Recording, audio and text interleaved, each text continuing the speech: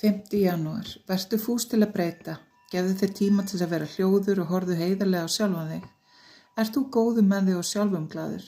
Finnst þér rétt að aðrir breyta en hjá þér sé allt í lagi?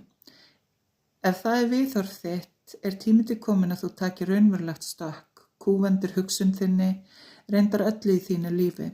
Látið það sem snerir upp, snúa niður og endurskoður innihaldið. Þegar þú er lokið skaltu ekki tilenga þér neitt nema þú sért fullkomlega ánægður með það.